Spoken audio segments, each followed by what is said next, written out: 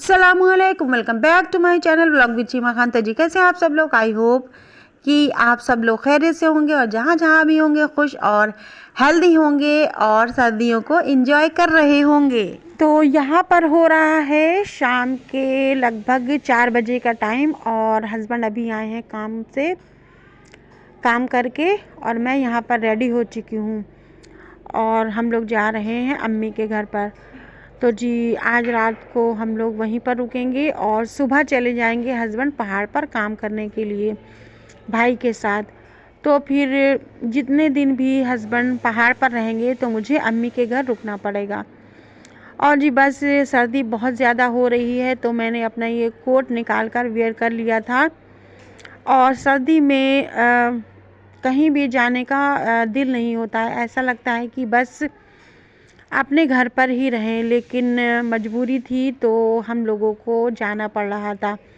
और यहाँ पर बैग में मैंने भी अपने एक जोड़ी कपड़े रख लिए थे और हस्बैंड ने भी अपने कपड़े रख लिए थे पहाड़ ले जाने के लिए। और यहाँ पर देखिए हम लोग ऑटो में बैठ गए थे और हवा बहुत ज़्यादा ठंडी चल रही थी और अभी ट्रेन के निकलने का टाइम हो रहा था तो क्रॉसिंग पर हमारा ये ऑटो रुका हुआ था। और बस यहाँ पर 2-3 दिन से बहुत ज़्यादा सर्दी हो रही है। और आज जब मैं ये वॉइस ओवर कर रही हूँ तो आज भी बिल्कुल धूप नहीं निकली है और सर्दी बहुत ज़्यादा हो रही है। तो जी बस आगे की रूटीन मैं आपको दिखाऊंगी अम्मी के घर की, क्योंकि बस अब 2-4 दिन मुझे वहीं स्टे करना होगा।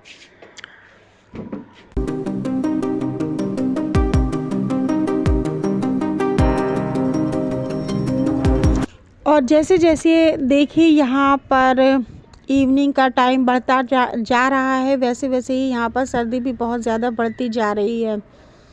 और आज हम लोगों को जाते टाइम इतना ज़्यादा ट्रैफिक मिला कि हम लोग जितनी देर में पहुँचते हैं उससे डबल टाइम हम लोगों को पहुँचने में लग गया था और काफ़ी अंधेरा हो चुका था जब हम लोग अम्मी के घर गए। तो जी बस फिर उसके बाद मैंने रात में कोई भी वीडियो शूट नहीं की, क्योंकि मेरी फ़ोन की बैटरी डाउन बिल्कुल हो चुकी थी, जिसकी वजह से मैंने रात में कोई भी वीडियो शूट नहीं की थी। और जी यहाँ पर देखिए मॉर्निंग का टाइम था, हम सब लोगों ने मिलकर नाश्ता कर लिया था। और बस सर्दियों में तो थोड़ा लेट ही हो जाता है नाश्ता करने में, तो बस वही मेरा लंच और नाश्ता हो जाता है। तो यहाँ पर एक हमारे दरवाज़े पर आए थे यहाँ पर सूट सेल करने के लिए। तो बस उसमें से मुझे एक सूट अच्छा लग गया था, क्योंकि बस जो ये सूट मैंने परचेज़ किया है इसमें के सूट मेरी भाभी ले चुकी थी तो मुझे काफ़ी अच्छे लगे थे और मैं सोच रही थी कि मार्केट जाकर मैं ये सूट ले आऊँगी, लेकिन बस वो हम सेम वैसे ही सूट ये हमारे दरवाज़े पर सेल करने के लिए एक अब्बा जान आ गए थे। तो जी बस हम लोगों ने बल्कि मैंने ये सूट परचेज़ कर लिया और ये सूट मैंने अम्मी की पसंद का ले लिया था। मुझे एक इसमें का ग्रीन कलर भी पसंद आया था, लेकिन अम्मी को ये कलर पसंद आया तो मैंने बस उन्हीं की पसंद का ये सूट ले लिया था। और जैसे मैंने सूट लिया भाभी ने बस फ़ौरन ही इस सूट को अच्छे से देखा और उसके बाद इसकी कटिंग स्टार्ट कर दी थी। और मोस्टली ऐसा ही होता है कि मेरे जो ज़्यादातर सूट होते हैं वो मेरी भाभी स्टिच करती हैं और मुझे उनके हाथ की स्टिचिंग बहुत अच्छी लगती है, लेकिन उनकी बैक में थोड़ा पेन रहता है, इसलिए बस थोड़े टाइम से मैंने उनसे सूट स्टिच करवाना बंद कर दिए थे, बल्कि मैं सूटों को बाहर दे रही थी सिलने के लिए। लेकिन इस बार जब मैंने सूट परचेज़ किया तो भाभी ने उसको फ़ौरन ही कटिंग कर ली सूट की और उन्होंने बोला था कि मैं इसको कल तक स्टिच कर दूँगी।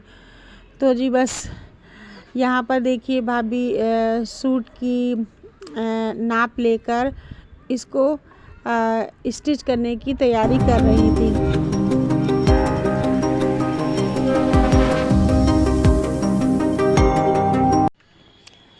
और बस काफ़ी टाइम बाद ऐसा हुआ है कि मैं अम्मी के घर ये 4-5 दिन स्टे करूँगी। वरना जब मेरे भाई की मैरिज हुई थी बस तभी मैंने अम्मी के घर इतने ज़्यादा टाइम स्टे किया था। और सर्दियों के टाइम में बस मुझे ऐसा लगता है कि कहीं पर भी ना जाएं, बस अपने घर पर रहें। लेकिन हस्बैंड पहाड़ चले गए थे आज सुबह, और तो मुझे यहाँ पर स्टे करना था। और बस अम्मी के घर आकर मेरी रूटीन भी पूरी चेंज हो जाती है। वैसे तो मैं अपने घर पर सुबह अर्ली मॉर्निंग उठ जाती हूँ, लेकिन यहाँ पर बस सब लोग नमाज़ पढ़कर फिर से लेट जाते हैं क्योंकि सर्दी बहुत ज़्यादा होती है। तो बस मुझे भी फिर दोबारा से लेटना होता है क्योंकि कोई भी सुबह उस टाइम जागा हुआ नहीं होता था, तो मुझे भी पूरे घर में अच्छा नहीं लगता था, तो मैं भी दोबारा से लेट जाती थी। और जी बस सर्दियों में ये भी पता नहीं चलता है कि कब सुबह हो गई और कब शाम हो गई। तो यहाँ पर था इवनिंग का टाइम और मेरी नीस को लग रही थी भूख, तो उसने यहाँ पर फ्रेंच फ्राइज़ बनाए थे और अपने लिए उसने एक ऑमलेट भी बनाया था। और यहाँ पर ये देखिए सोट जिसे हम लोग चटनी बोलते हैं, तो यहाँ पर थोड़ी सी ये रनी थी, तो उसने ये पूरी इवनिंग के टाइम का स्नैक्स तैयार कर लिया था। उसके बाद हम सब ने मिलकर यहाँ पर ये फ्रेंच फ्राइज़ वगैरह चाय के साथ एंजॉय किए थे। तो बस अम्मी के घर पे मेरी यही रूटीन होती है कि मैं अपनी नीस के साथ मिलकर एंजॉय करती हूँ और भाभी मुझसे कोई भी काम नहीं करवाती हैं। वैसे भी वो अगर मैं नॉर्मली भी एक दिन के लिए भी घर पर आती हूँ तो भी वो मुझे कुछ भी नहीं करने देती हैं, क्योंकि उन्हें पता है कि मुझे हेल्थ इश्यूज़ रहते हैं। तो बस वो मुझसे कहती हैं कि आप एंजॉय करो और कोई भी काम मुझे करने नहीं देती हैं। तो जी यहाँ पर हो गया था नेक्स्ट टाइम, और आज हम लोगों ने प्लान बनाया था कि हम लोग जाएंगे अपनी सिस्टर के घर पर, क्योंकि मेरी जो दोनों नीस हैं उनकी भी स्कूल की छुट्टियां थी, विंटर वेकेशन चल रहा था।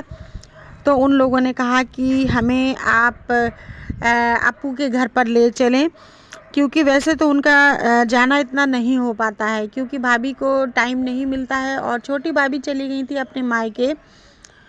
तो जी बस वो अपनी मम्मा के साथ तो नहीं जा सकती थी, तो जो मेरी दोनों नीस हैं वो मेरे साथ सिस्टर के घर आ गई थी। और यहाँ पर देखिए मेरी बहन ने जल्दी से तैयार कर ली थी यहाँ पर चाय, और उसने नीम को भी मंगवा ली थी।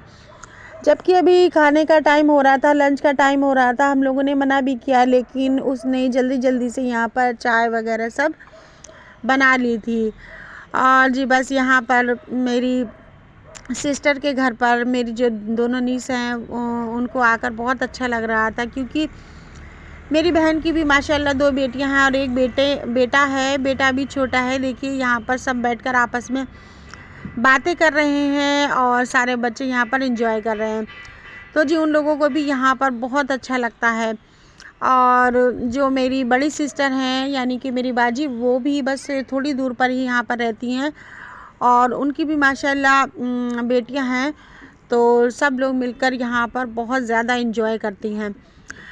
और जी बस देखते ही देखते यहाँ पर हो गया था रात का टाइम और हम लोग बस घर आना चाह रहे थे, लेकिन मेरे जीजा ने और मेरी सिस्टर ने हम लोगों को रोक लिया था कि आप लोग यहाँ पर खाना खाकर जाना। तो जी बस यहाँ पर हो गया था डिनर का टाइम, और यहाँ पर बस मेरी बहन ने जल्दी से यहाँ पर खाना लगा दिया था। और खाने में उसने बनाई थी बहुत ही ज़्यादा टेस्टी बिरयानी, और चिकन का यहाँ पर उसने सैलन बनाया था, चटनी थी, सैलेड थी, रायता था। तो बस हम लोग इसलिए भी जल्दी डिनर कर रहे थे क्योंकि बस मैं और मेरी नीस को अकेले ही घर पर जाना था। और जब थोड़ी ज़्यादा रात हो जाती है तो बस जाते हुए अच्छा नहीं लगता है। एक तो सर्दी का मौसम है, ऊपर से फिर हम लोगों को अकेले जाना था। तो जी बस हम लोगों ने जल्दी से यहाँ पर डिनर किया और उसके बाद हम लोग अपने घर के लिए निकल गए थे।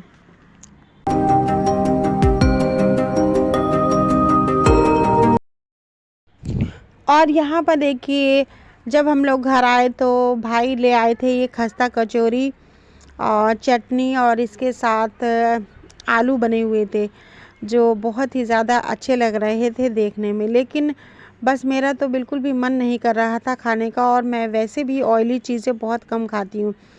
तो बस थोड़ी थोड़ी सी ही हम लोगों ने यहाँ पर ये खस्ता कचौरियाँ खाई थी। माशाल्लाह बनी तो बहुत ज़्यादा टेस्टी थी, लेकिन बस मैंने सोचा कि अगर मैं लालच करूँगी तो फिर बस मेरी तबीयत ख़राब हो जाएगी। तो बस मैंने थोड़ी सी यहाँ पर चखी थी, और ये मेरी नीस ने शाम को यानी रात को बना ली थी ये मूंगफली और गुड़ की ये चिक्की बनाई थी।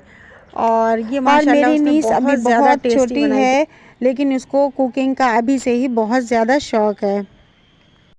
तो बस यहीं तक थी मेरी आज की वीडियो। अगर आपको अच्छी लगी हो तो प्लीज़ मेरी वीडियो को लाइक ज़रूर कर दिया करें, और मेरे चैनल को भी सब्सक्राइब ज़रूर कर दें। मिलती हूँ आपसे नेक्स्ट वीडियो में। टिल देन अल्लाह हाफिज़, टेक केयर, बाय बाय।